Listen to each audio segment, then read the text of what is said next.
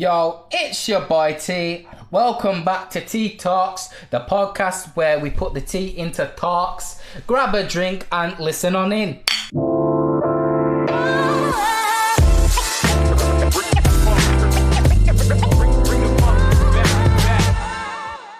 Welcome back. It's your boy T here with episode 3. School is out. We're going to be talking about school today, and I'm going to be joined with my usual boys, KP and Brandon, but also we're going to be joined by the big Lorenzo in a big Benzo from the Enzo. Please introduce yourself. Yo guys, Lauren, friends of action for 10 years. We used to sit next to each other in class.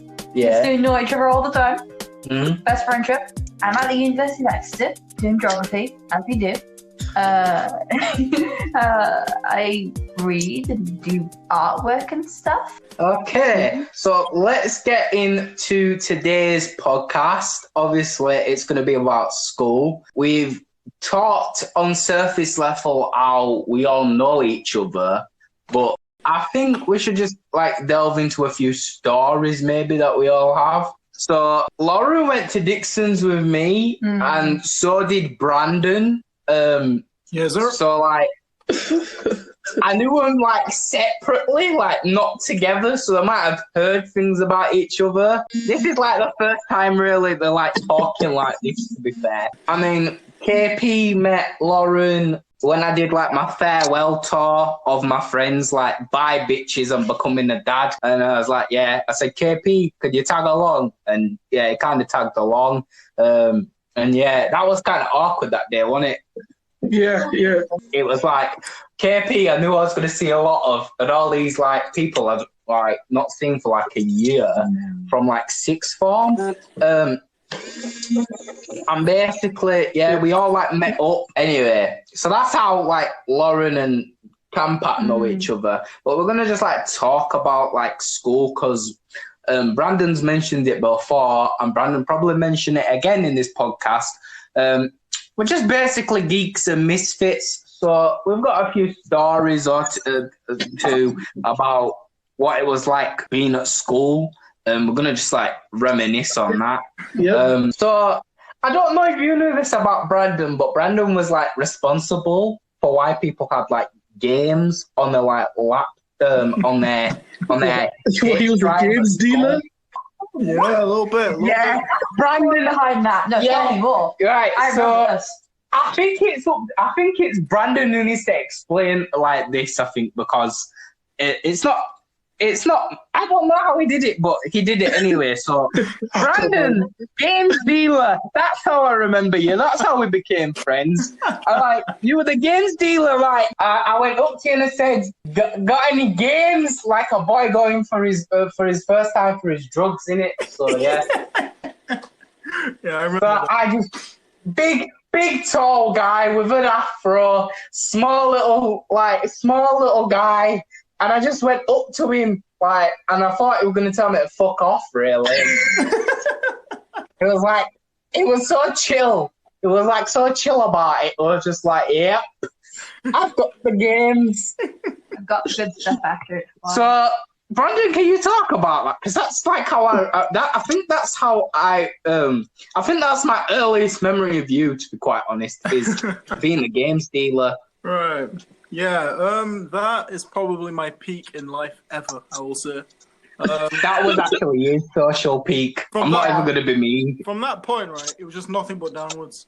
But when I was in Dixon's, right, admittedly, I was a fucking stupid child. I was completely socially inept. I didn't know what the fuck to do with myself. Pretty sure I called myself a bitch for somebody before as well. And to be fair, to be fair, right, I didn't even know what the fuck it meant to be a bitch at the time. I was that fucking stupid as a kid. So so most of my time in my first high school were pretty much just trying to find a place to fit in, so to speak. And I really enjoyed playing games. Not much has changed, I think. And so from your intro from the first episode, hi, I'm Brandon. I like to make games, talk about games, play about games. I'm and pick locks. Yeah, lock That was your intro, bro. Yeah, that's pretty much me. In a nutshell, I've got nothing else redeeming about me at all. Anyway, we're digressing a little here. Yeah. Do you want carry on with your story, innit? Yeah, so for me, for some reason, I was obsessed with like trying to find games and like finding a way to like place like Flash games, like way back in the day when Flash used to be a fucking thing. I was obsessed with like finding ways to like trying to get Flash games on the school computers, and they're pretty like their rules and restrictions are anal on that fucking software. Honestly, you can't like download programs, you can't fucking install programs, which makes sense when you think about it. Flash Player was fucking blocked on websites, and one mention of searching the word game on Google will just block completely. So, so my way of trying to figure things out is there were two ways of doing it, right? And I thought that, okay, USB sticks are like the only way to like transfer games to the computers. But way back then, I didn't have a USB stick. I didn't even have an SD card way back then. I didn't have anything. So I thought, okay, yeah, I was fucking... He started from the bottom, now he's here. So I thought, okay, wait a minute. How else do you like transfer files from your home computer straight to the computers in Dixon's? So... Google Docs. I didn't even know about Google Drive or any of that shit way back then. Yeah. So, our teachers had told us about a way of transferring files directly to your fucking school. Did you do it through Moodle? Huh? Did you do it through Moodle? It was through Moodle. Oh my fucking god! so a 13-year-old in his bedroom uploading games onto Moodle, and the help desk got outsmarted someone using Moodle, their own fucking uploading team, their own software. That's outrageous, that, you know. I found a fucking loophole. I found a loophole in the fucking system. I think the loophole of the grade one was fucking even abused the fuck out of it. The loophole you And I used on the remember grade you one was way better. It's crazy. And I remember you started, you said, yeah, you get them from this file in the L drive, and then you're like, when you've downloaded them, you have to put them in different folders. You've got to be elaborate about it. So just to get to one game, I had 50 folders, and I had to memorize which folders to put it in because I thought I was tricking help desk. Well, the teachers, man, the teachers were fucking what's that thing called in airports where search your suitcase and shit when there's a suspicion. The teachers were they'd be like, excuse me, Brandon, I want to check see if you've got any games on your computer. So yeah, I had to wrap the game if I was hiding drugs through an airport. So folder this, folder that, 5 separate folders, throw some pictures in that folder, hide the folder, drag this folder in here. And eventually, right? Forget Pablo Escobar. I got nothing on Brandon, you know. Yeah, I just remember, and you know what? It was had to be hush hush. You had to go to the room. I called it the fishbowl room, whatever that was called. Yeah. It was like a computer lab. It was like a walled glass, and it's the weirdest room. And I just remember, there's a crowd of people around Brandon, yeah, and I just pushed past them because I thought I need miss some games, and then right nervously, and ever since then, yeah, Brandon was cool. We talked from time to time. It was in my maths class. That's what you were in. You were in my maths class, innit? I used to sit. I think so, yeah. I used to sit behind you, and you was in front with your galley, innit? Because it used to be back in the day. This is a throwback. Don't know if he's gonna like I mentioned this. Brandana. It was the couple that everyone wanted. Who? Brandana, man. Man, that was... They went out with this lass called Anna, innit? I think it was a matter of days before they broke up, or a week or two. I don't know how long. It was short-lived, but they had a ship name. Does everyone remember that? Everyone had ship names back in year 7, year 8, innit? If you were in a relationship, you had a ship name, and their ship name was Brandana because it sounded a bit like bandana. Wow. Creativity, man. So creative. Anyhow, I mean, like, I always like to say that she's like fully like lesbian now. I like to think that's because of me.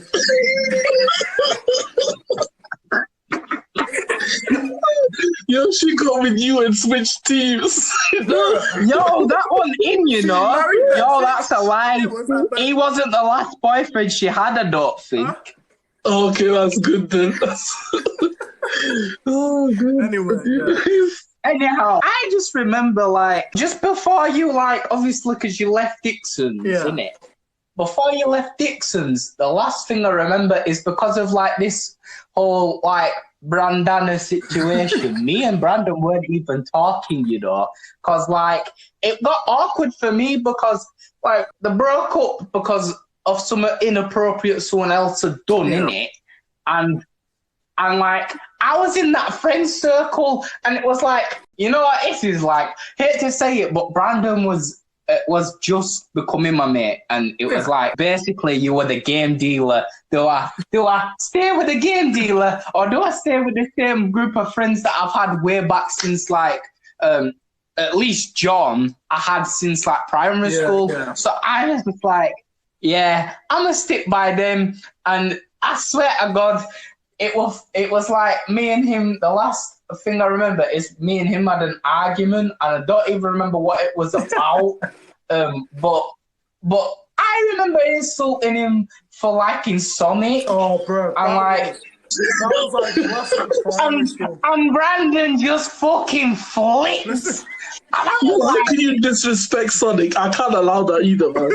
What? So like, Brandon's like, you gotta remember, Brandon was like always tall, so he was obscurely tall for a 13-year-old lad, right? My man was like, at least to me, he was just too tall. He was like a man. He was like a man already, and I was like a fucking dwarf, you see, right? And all I remember is he said something to me, and I just thought I'll make a joke about Sonic, and it just didn't end well because I got pushed by him, and I thought, I think I'd been in a fight with someone else like the week prior, and I thought I need to stay on my best behavior. And Brandon was like, I'm not even gonna lie, Brandon was too tall for me. I had to accept it before he even laid hands on me. I just thought, I didn't want that smoke. And yeah, that was the last memory. And I remember, like after that, not long after that, he just disappeared off the face of the planet, a bit like Madeleine McCann, you would say. Bro. I was like, where the fuck he gone? Like, I needed to apologize to him. We needed to get back on the level.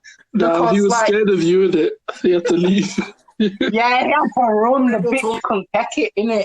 So anyhow, me, like, I was like, has he actually left because of me? This is what I thought, you know. I thought, has he left because of, have I been the nail in the casket? Because I don't know if Brandon feels comfortable with this. Don't say it. Like, we were misfits. Don't say it like. We were all like misfits, so we all did kind of like get bullied quite a bit. Like, I got bullied quite a bit. Brandon got bullied a bit. And Lauren got bullied quite a bit. So it was like, right, was that argument like the last nail in the straw? Obviously, I found out it wasn't, but for a little while, I was just sat there like the only other person that's like in Dixon's, there wasn't that many black people or people who were like mixed race, and that I got on with at least anyway. And it was like, he was my brother. He was like my light skinned brother. We had to stick together because they're coming for us. They see me with my dreads and they think that they can say certain things because, you know, apparently I'm Tarzan or something like that because I come swinging and that. Anyhow, like, I found out he's gone to Grange. Back in them days, I wasn't allowed social media, so that's where the hunt stopped. And I just remember, like, Campat was going to Grange at this point, like, and I used to see Campat some of the time, like, not actually meet up with him, like, he'd walk down my street because Grange isn't that far from where I live.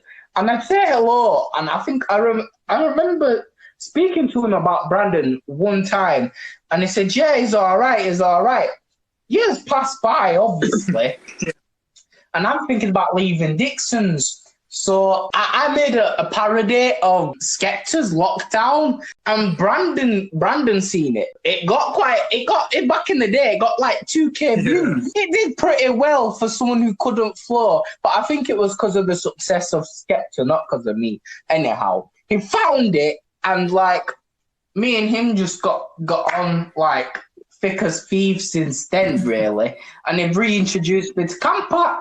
So that's what, like 5 years now of like from initial meeting him to like getting back introduced to him.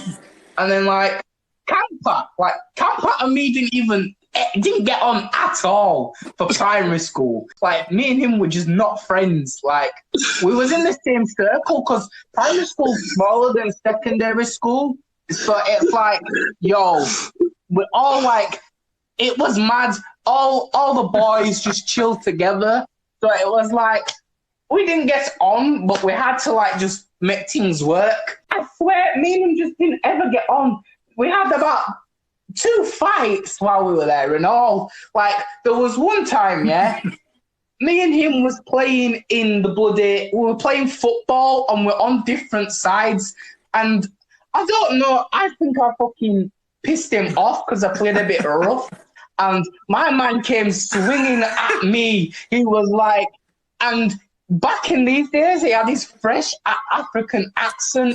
And when he started getting angry, he had a catchphrase, and it was like, "See what you cause." And every time he came out with it, everyone just used to be laughing at him, and it pissed him off even more.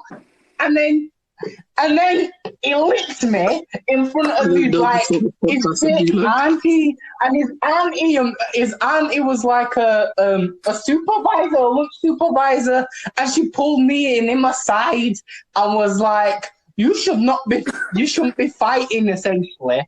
But it was like, but auntie. And then, like, it I was don't remember as a moment of this. I plead the fifth on this, man.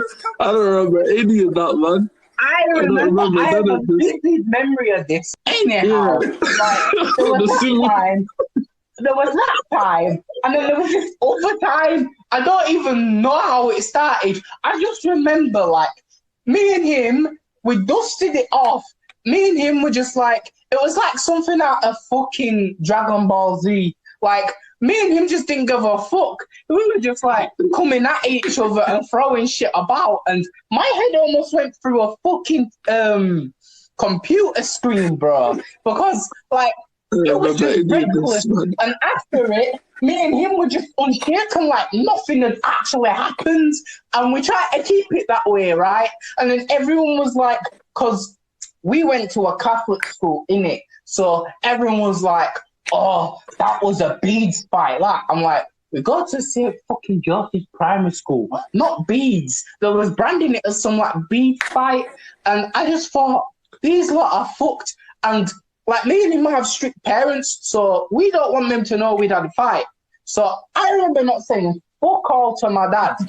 I get to my dad. And then my mate, who said he wasn't going to grass me up or say anything, he said, he walked past him and said, that was a sick fight today, Asher. I swear to God, when I got in, the telling off I got, man, could not even be repeated. And I just thought, all I'm saying is we came a long way from there. Came a fast long way from there. Like, from like that to this, it was mad. And I think that's the thing, is that we can all kind of like relate, because we've all been like misfits, like complete utter misfits. Like, the stories that you two could tell about Grange. In fact, I want you to tell like a story about Grange. Ooh, Grange. Yeah, man. It's like, kind of a madness. Yeah, but it needs to be talked about, innit? Grange, since I was in like many different activity groups, I kind of knew, I guess, a lot of people knew who I was. It's because I did the dance crew, basketball, table tennis, Yo, football. hold up a sec. Wasn't there a video of you dancing on YouTube and beatboxing Yeah, I did at the the same talent time? show. I did the rock band for 3 years. Did performances for basically all the assemblies if they needed me. I should have charged now that I'm thinking about it. I should have been charging. Yeah, so pretty much everyone knew me as, oh, that's the beatboxing guy, because they didn't remember everything else I did. I remember I could do the drums too. I could do a little dance, but no one cared about that. They're like, yeah, do that beatbox. Then I was like, do that beatbox. So I'm like, first of all, it's can you beatbox, not do that. Anyway. Oh, shit. You know what? I remember a time like when you beatboxed in the playground at primary school and like Kieran beatboxed with you and Lamek tried to spit on it because Lamek was trying to rap even back then, you know. Now he's like Lumsden and whatnot. But yeah. I remember it. Brandon, this is what I want to know, because, like, obviously you had to settle into, like, fucking Dixon's and then, bam, I got Grange now. Yeah. I want to know your origin stories at Grange, brother. I'll tell you. Can I just say, first of all, when he first came Grange, I didn't even like this dude, man. He was calling me flabby tits and everything, man. That was his nickname for me, man. I had to walk around and be like, yo, flabby tits. I'm like, who's he talking to, man? I look behind me, there's no one there. We had a rivalry. He's talking to me. We had a rivalry from the start of Grange. I have no idea why. Oh, gosh. It's because you called me flabby tits. There must have been a reason why I called you that, though. No, it's because at the time I was quite chubby. I was a lot more chubby. All my friends have seemed to have a fight with. I was way more chubby. That was, yeah. I mean, I should have just worn my blazer. Some people told me to do it, though, because, that's not something. Nah, I was just fat at that point. I was way fatter. Yeah, you were, man. You don't need to include. This country, starved, like skinny as fuck. Yeah, I remember seeing him a few times and thinking, "Is that fucking camper? Jesus, he's eating well." Wow, when we might turn to enemies again, you know, we've still got time, man. But keep going. No. Anyhow, how did you two like become mates then in the end? He was dealing games to us. Oh, so I guess that didn't change, eh? He found a way to basically the PCs there had like you could technically go back in time to previous versions. And he found a way to hide games in the past. That was crazy, man. He was time traveling just to get games. Oh, fucking hell. Well, yeah, I guess. Wait, so you just Lauren, want to get. What? Did you remember anything about Brandon from, was it Texas? I remember the game dealing. I remember that. You've reawakened those memories. So I buried those deep. So, like, obviously we're going to delve a bit deeper now. I know, like, we've done a lot of talking. But, like, obviously, like, we all had different things for people to, like, bully. Lauren's was a bit more serious than ours because, like Lauren had, Lauren, so we all have emotional trauma. Lauren has one hand, right? And you know the thing about kids is kids are just fucking cruel. They will look at you and they will pinpoint the thing you are most sensitive about. And they will go for it. Chill with Lauren, yeah?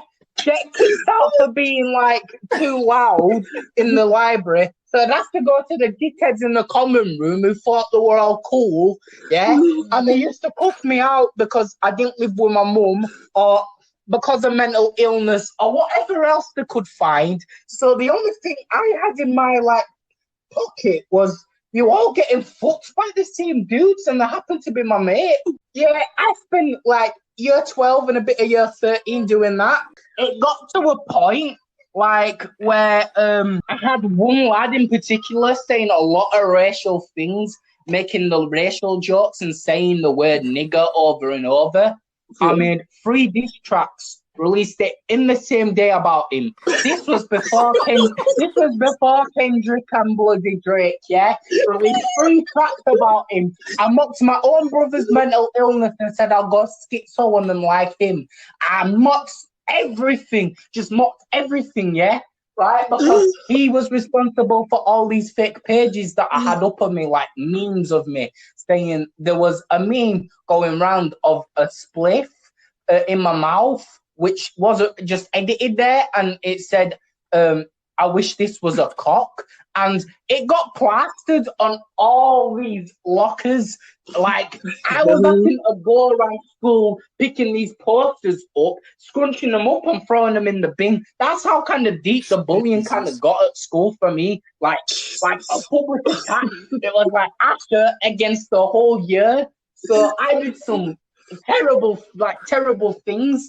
But like to cut off from it, like, I was having like, obviously, I left school. I had perspective. That really, truthfully, if I had a daughter, I wouldn't like them things getting said about me. I ended up apologizing for it because it was like one of them ones. Yes, they're racist. Yeah, they want to mentally shame people, and then they want to shame me for something that's not my fault. My mum walking out of my life, that's not my fault. So, like, while they were in the wrong, I let myself like stoop to their level. And that's the problem about bullying, I think, is like it can make people, especially when they're bullied like that and they find themselves backed in the wall. It's not to excuse behaviors, but it like makes people cross a line that they might not necessarily cross. You know what I'm saying? Like, because what am I supposed to do? Do I let them win? Do I let them win and make me feel like I was feeling at times, like just giving up on life? Because I thought I'll just turn it into humor, because that's how dark it got. Like, that's how, like, cyberbullying and all these things, all this kind of bullying can go.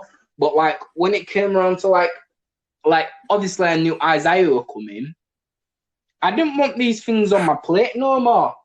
So I apologized to a lot of people that might have wronged me, because I let myself stoop to their level. You know what I'm saying? Like, we've all had a laugh about it, but the truth of it is I was getting shamed for multiple things out of my control.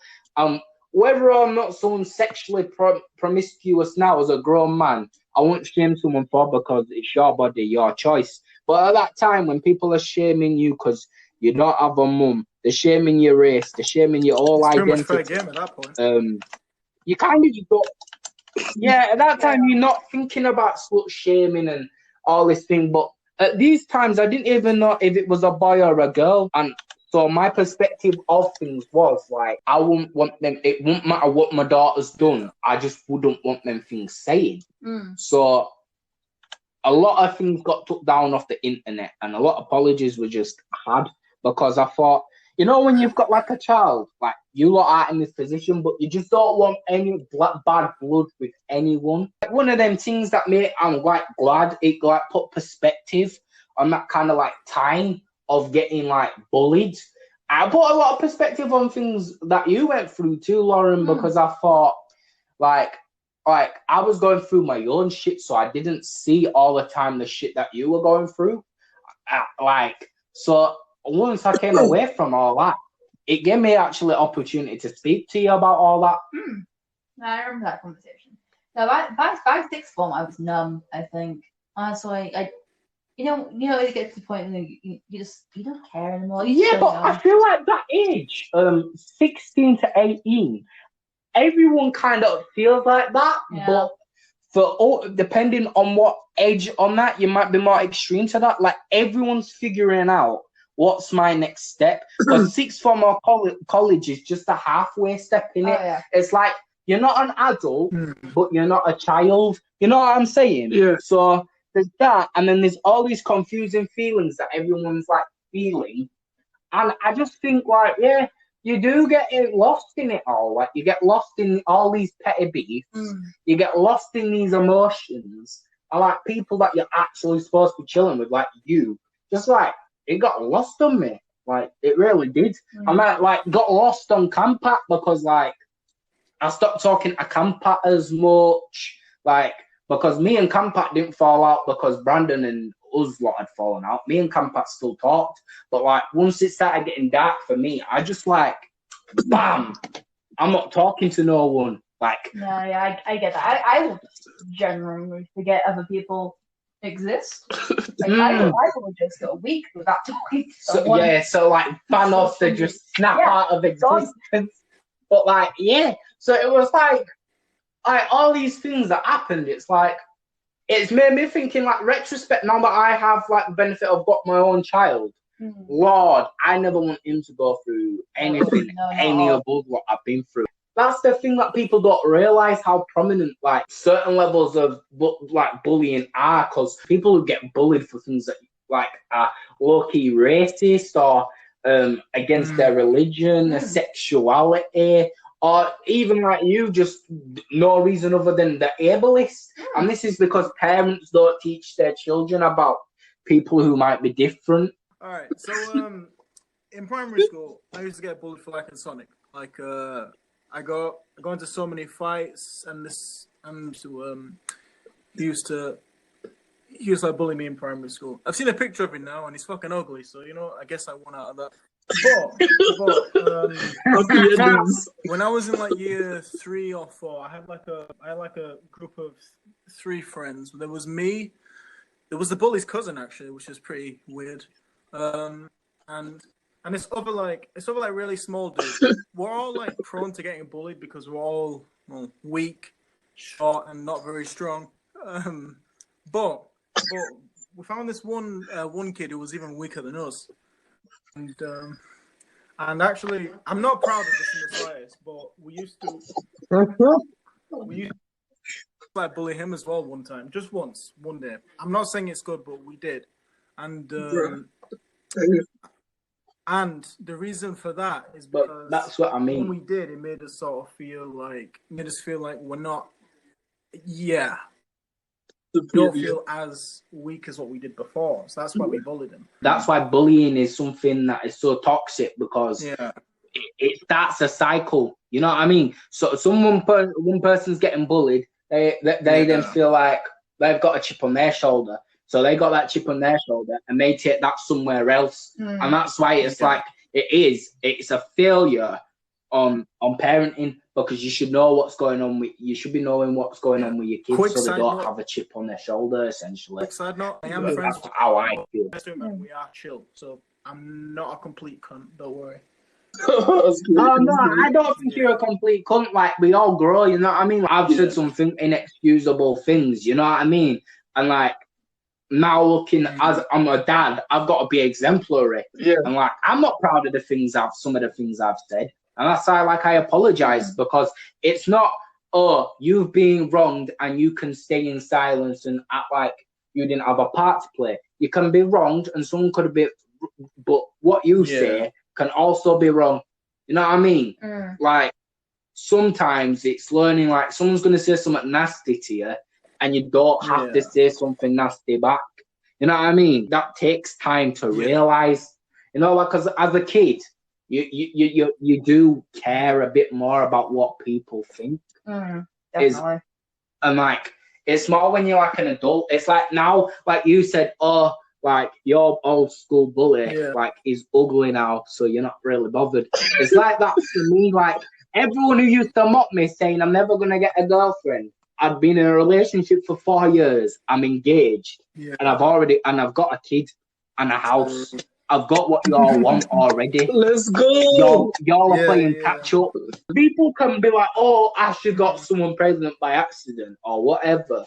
But like, nah, I'm generally happy. So like, I don't have to be insecure the way like you are when you're that age. And I think that does just like take time. I think that's where you realize who your real friends are.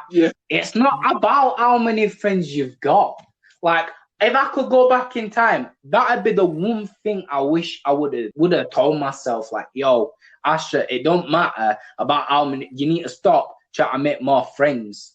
You've got quality friends. It's about the quality of that friendship. Like, I know in a bad turn, I could call any 3 of you and I'd be able to talk to you lot and get myself out of a situation. And like, what did go deep into it? But at some point, I've had one of you three on a call because like shit happens, life happens, and I've talked to you, and I've had Lauren talk to me about things and Brandon over the years, and it's like that's what matters to me. Is like I'd rather have a small amount of friends that I can consider not just friends but family over superficial friendships. 100%. Like, I don't want someone to just get fucking drunk with. I want someone who's gonna come to my yard and chill with me with my 2-year-old son. And that's the difference between like leaving school.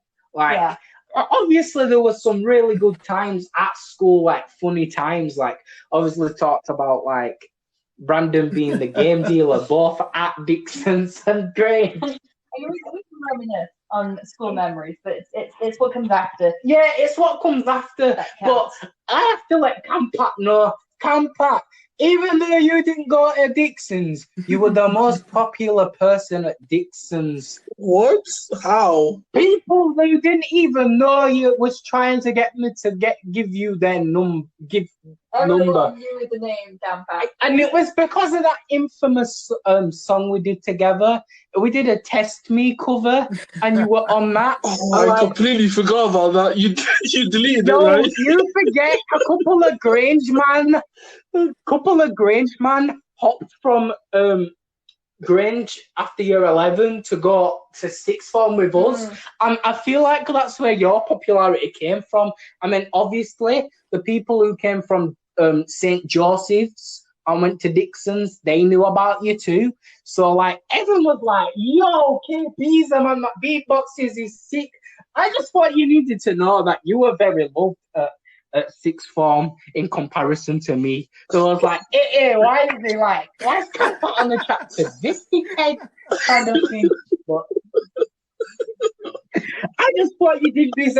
If you weren't popular at college, you were popular at a place that you didn't even fucking attend much. I don't know how that happens, but yeah, you were much loved.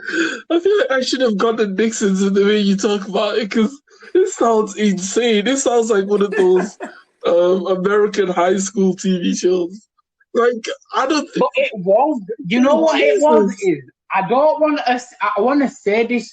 You know what it is? Because, like, obviously, Bradford's education is shit, right? Oh, yeah. But because Dixon's is a good school for Bradford, it's paved as the creme de la creme.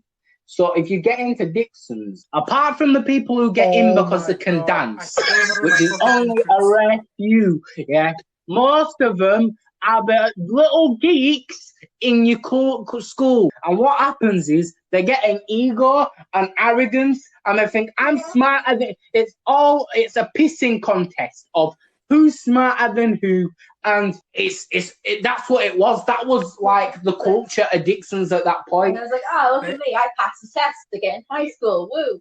Yeah. Yeah. I still remember some stuff about that. I mean, Dixon's changed near the end of our tenure. The culture changed. Like, the lower years were kinder to one another. That's what I want to point out. It's not like that now. No. But while we was going there, it was ruthless.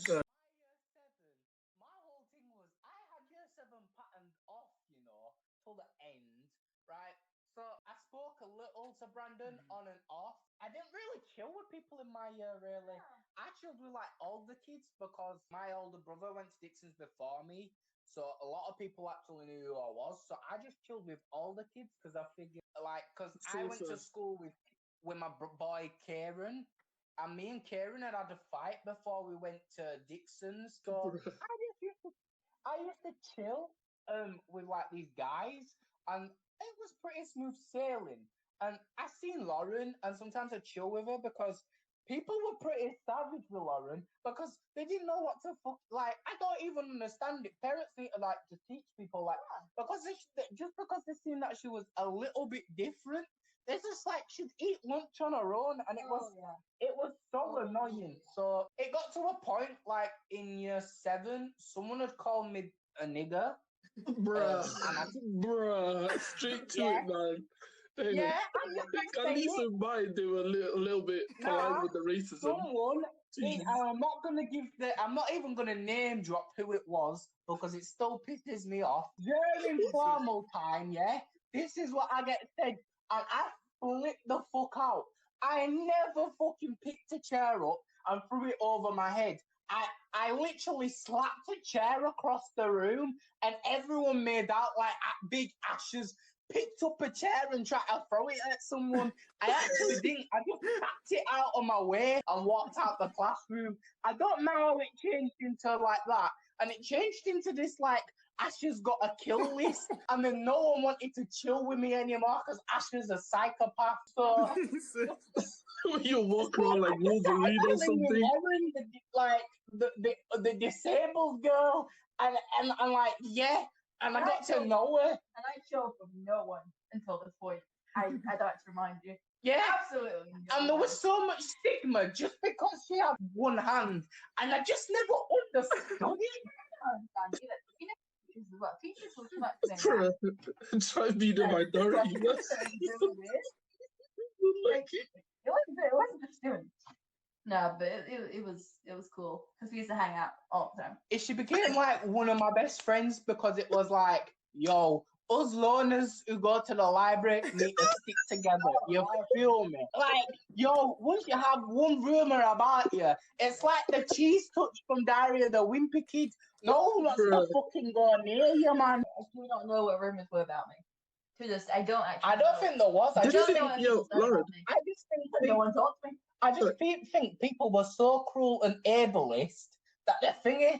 And you know what was the weird thing? Year 9, year 10, people started to realise how much of a dickhead they were being to her, so they overly compensated like a guy with a small penis. They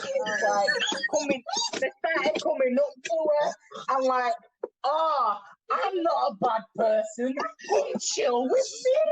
I'm not like them other white people. She sat by herself and strangers. I'm not really upset for you over that because they started treating her like she was some fucking Instagram people who have like a chihuahua in the fucking like handbag. That's what Lauren was in year 10. Passed around from group to yeah, she was like a whore just getting passed around the girl. Listen. This teacher, we just come out and start doing my work. For no reason, and that's the real reason why she got the grades. It was nothing to do with her intellect. I knew I was smarter than you all along. It's the lie. Obviously, year 11 comes about, innit? I don't know about you lot, but because I wasn't allowed social media, I didn't have actual friends. I had school friends. It was like I didn't talk to people outside of school until after year 11. Like, obviously, it's not on the podcast, but Basto was like my main guy. I made like a Snapchat in like year 11 that my dad didn't know about because back then Snapchat was like new. And he rustled my Snapchat, so I couldn't even use my Snapchat anymore because he found out about it. No, because like even that, like I didn't have a phone until I was like, I had my first phone at 13, lads, and it was like it wasn't a Nokia brick, but it might as well have been. So everyone's on BBM asking, yo, can I have your PIN? Nah, I couldn't join in with all that, yeah? And then by the time I got a next phone, it was still out of date. Everyone was on the iPhone by then, you get me? But year 11 came, Google Hangouts was my thing, bro. Google Hangouts saved my life. It was the game changer. All summer just being on it with like Brandon and Campa.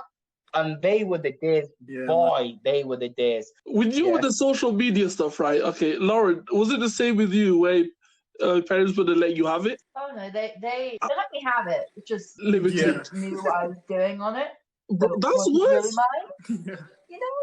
Like watching what messages and stuff. Oh, yeah. Nah. I think like all of our parents were really strict or like really protective. Wow, so it's just me then. Like mine were like they got me on social media because they wanted me to talk to my uncles back in Africa. Wait, you know, my dad, when I first got my first like smartphone or whatever, I used to go on like, you know, Facebook. I wasn't allowed to go on Facebook, but I went on it anyway.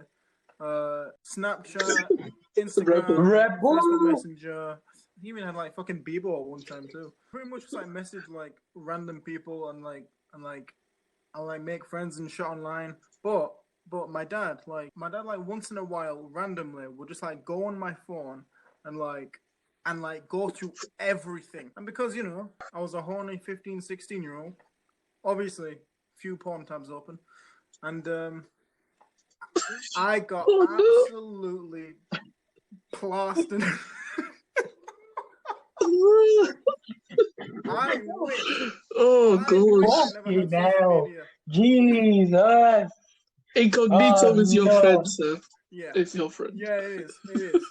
It is. But I didn't listen, did I? For a good 6 months to a year, me and Brandon didn't talk. And I wasn't even the one in the wrong because I didn't chat no shit or nothing. What So, like,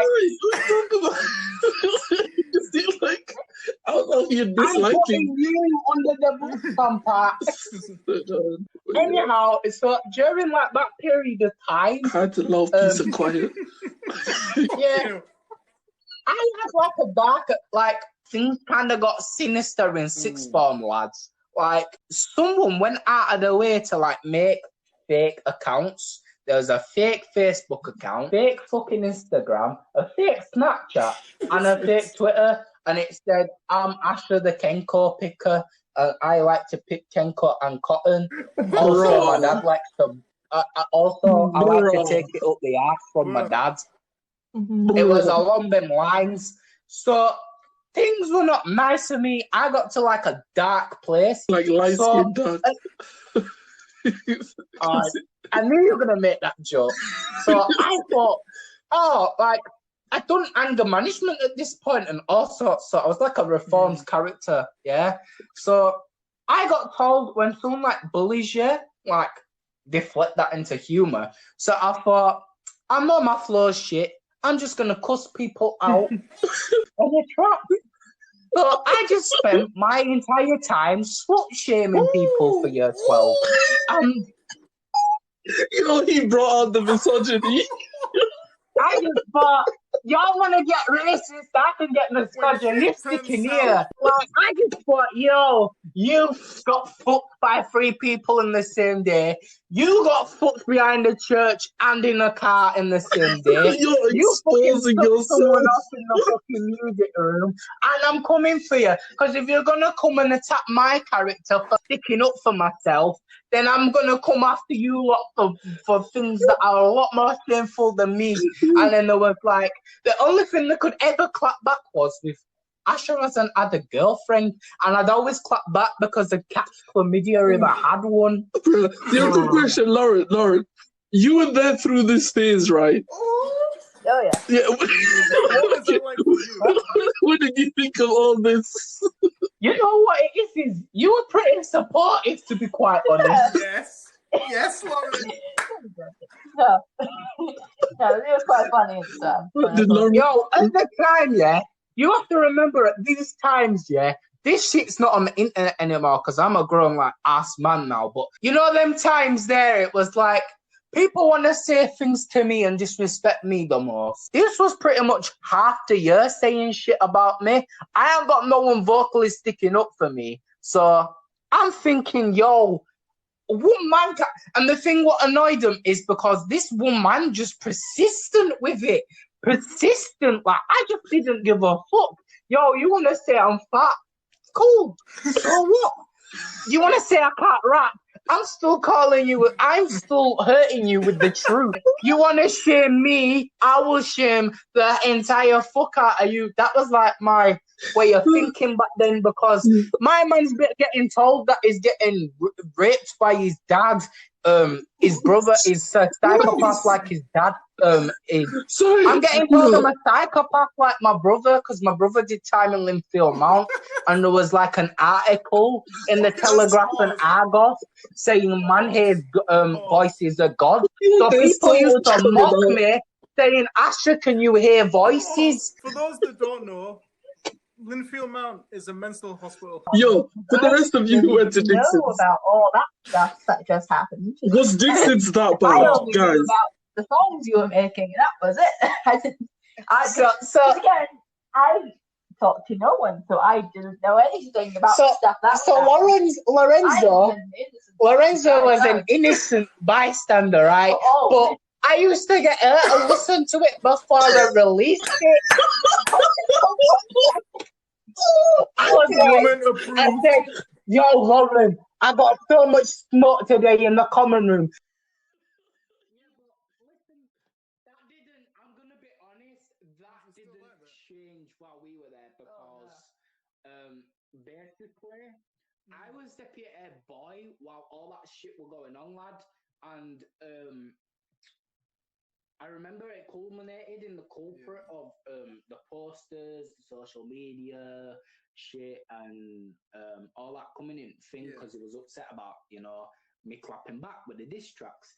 Came into the library and whatnot, wanted a fight, and I said, I'm not gonna fight you. Animals fight, and I'm not going to be perpetuated as an animal no more, someone who can't keep his cool. I said, if anyone deserves slapping the shit out of, it's you, because you're the one who said I got raped by my dad.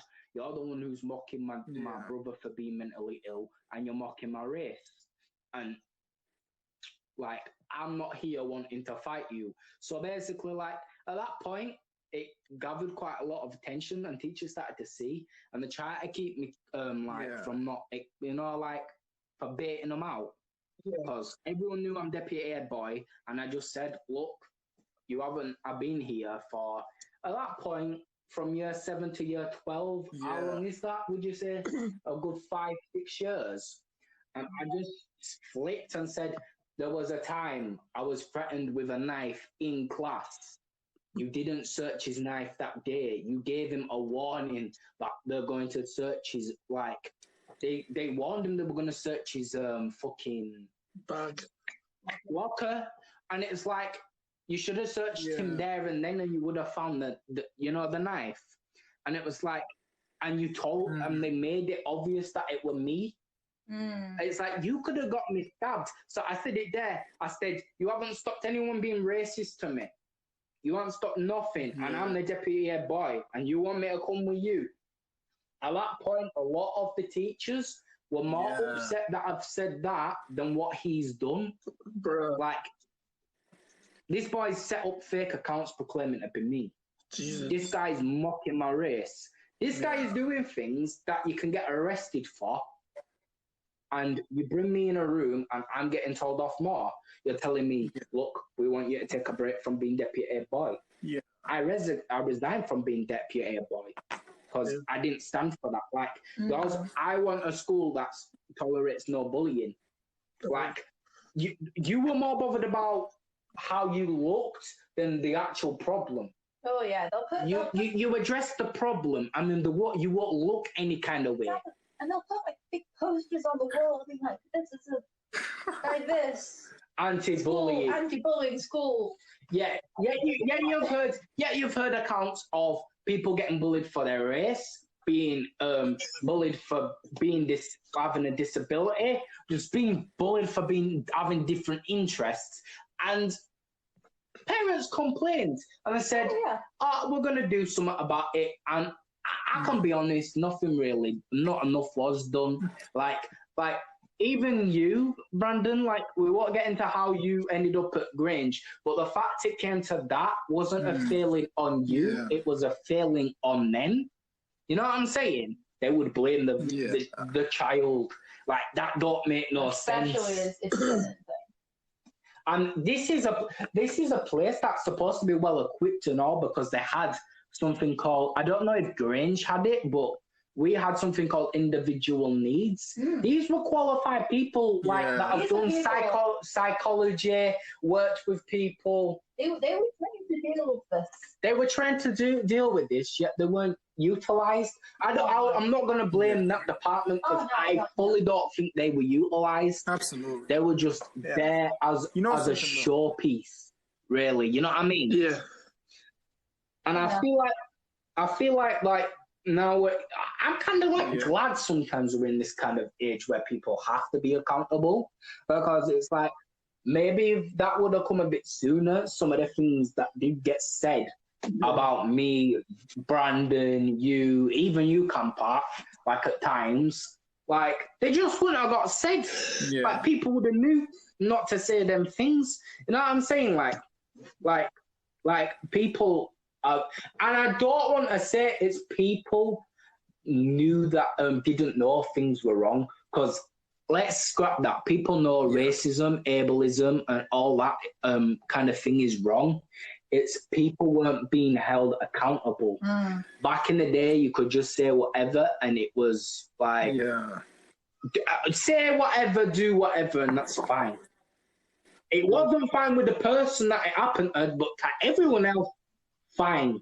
But now, like, if the same people said what they said about you, that now the people that was laughing or people that were joining in would be condemning them people. Oh, you know what I'm saying? Yeah, they would have to but then that makes you think people know things out. So where I'm coming from is people have always known certain shit is wrong. It's just they didn't have to be accountable. They didn't have to really do anything about it, did they? Yeah, and I know like this, like that's the thing about school. It's like someone who's experienced good times and bad times. It's like a double. It's like a sword, a double-edged sword. Yeah. So like when you think about the good times, sometimes you think about the bad times at the same time, because like our clique was really funny. We had some fucking fantastic times. Like, and I had fantastic times with Brandon after it. Like, I don't think me and Brandon could have been friends if we didn't experience the things that we experienced, you know? But like at the same time, that's the thing about school. Like, you've got to remember that it's the past. Oh yeah. Like it is the past. Like school. This the name of this podcast. This episode is "School is Out." Like because it is. Well, like if you think about it, everyone who's been like everyone's last education, if they didn't go to uni or whatever, was like 5-6 years ago. Like almost 5. Next year will be 5 years since everyone finished A levels. Because we left in 2017, and since GCSEs, which is when most of the childish, well, not sinister bullying, childish bullying happened to people. Jesus, that you forget how long ago things 2015 was it when everyone left year 11. That's 6 years ago. And if you want to look at when me and you and lot met, 2010, that's 11 years ago. And me and Campa have known each other since 2008. So that's 13 years ago. Not even 10 years, 13 years. And these things from so long ago will shape who you are now. Like, it will affect you. Like, and especially when it comes round to if you all ever have kids or around kids, like it will change your perspective, the way you look on it at the time, because you will reminisce, because you'll be like, oh, times were simpler. But at the same time, you realize what you don't want for your child. Yeah, at the same time. Because of it. Yeah, so like it's. I think like it shapes you, but like it can damage people. School can really damage people. God, yeah, it can. I don't know about you guys, but have any of you actually made friends outside of an institution? So school, work, places that you have to be friends, in. No. I think because no. I don't think I've made a single friend outside of an institution. And I can say I have. And so that's probably something I probably need to work on. But I think that's the thing with these institutions. It just helps people actually gain friends and stuff. Because a lot of people, if you left them on their own, they might be smart, but that doesn't mean they can talk to people very well. Yeah. So you have to balance these things. Yeah. See, my thing is a lot of the time I didn't have no friends until I won't say I had friends. I had school friends from year 11. And then like my start on making friends was when I made friends with Brandon and Campa again.